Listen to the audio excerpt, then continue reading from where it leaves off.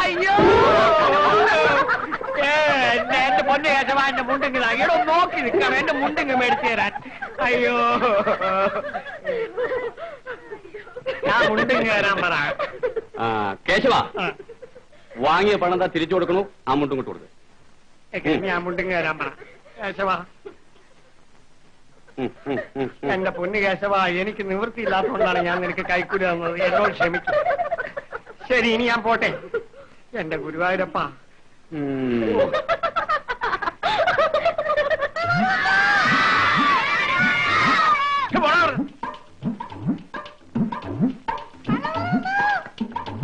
എന്റെ അമ്മായിയമ്മയുടെ മനമാ ഒരുങ്ങണം. 8ാം മാസത്തിൽ പെറ്റെടുത്ത് റോട്ടിലേക്ക് ഇട്ടേക്ക, മറ്റുള്ളവര് ശല്യം ഉണ്ടാക്കാനായിട്ട്. വല വലാധികം ഇങ്ങനെ ഉണ്ടോ?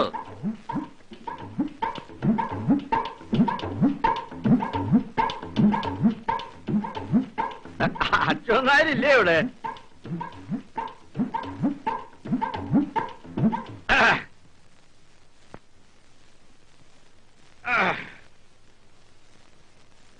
നന്ദിനിക്കുട്ടി, ഞാൻ എവിടെന്നാ വരണേന്നൊന്ന് പറയാമോ? വല്ലാത്ത ദാഹം, ഒരു വെള്ളം കൊടുത്തോളൂ ആദ്യം. നന്ദിനിക്കുട്ടി, നന്ദിനിക്കുട്ടി, ഞാൻ തൃശ്ശൂരിൽ നിന്ന് വരിക. നിനക്ക് ഞാനൊരു 1ാം തരം സമ്മാനം കൊണ്ടുവന്നിട്ടുണ്ട്. ബുദ്ധി ഉണ്ടെങ്കിൽ ആലോചിച്ച് പറയാ എന്തായിരിക്കും. സാധിക്കില്ല. നല്ല 1ാം തരം കോഴിക്കോടൻ അലുവ. കോഴിക്കോടൻ അലുവ എന്ന് പറയുമ്പോ നീ വിചാരിക്കും കറുത്തലുവയാന്ന്. അല്ല, നല്ല ചൊകചൊകാന്നിരിക്കുന്ന ചുമന്ന അലുവ. ഐശ്വര്യമായിട്ട് വന്ന് 2 കൈയും നീട്ടി അതങ്ങോട്ട് മേടിച്ചോളാം. പിന്നെ അതിനു മുമ്പ് ഒരു കൊണ്ട് വെള്ളം കൊടുത്തോളൂ. എനിക്ക് വല്ലാത്തൊരു പരദാഹം. ഞാനിപ്പൊ കൊണ്ടുവരാം. ചതിച്ചോ? അത് മുഴുവൻ തിന്നു തീർത്തല്ല അശ്രീകരം. ഞാൻ എന്ത് പാടും പെട്ട് തേക്കാട്ടിന്ന് മേടിച്ചോണ്ടാ പോർന്ന് കൊതിയാ.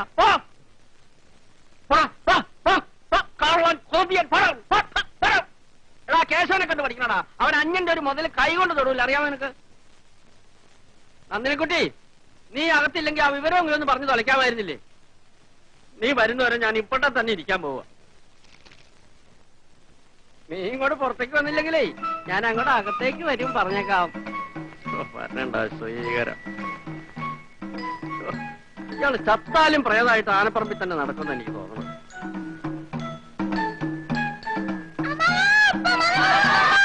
നിന്റെ അമ്മായിയമ്മയുടെ മനം.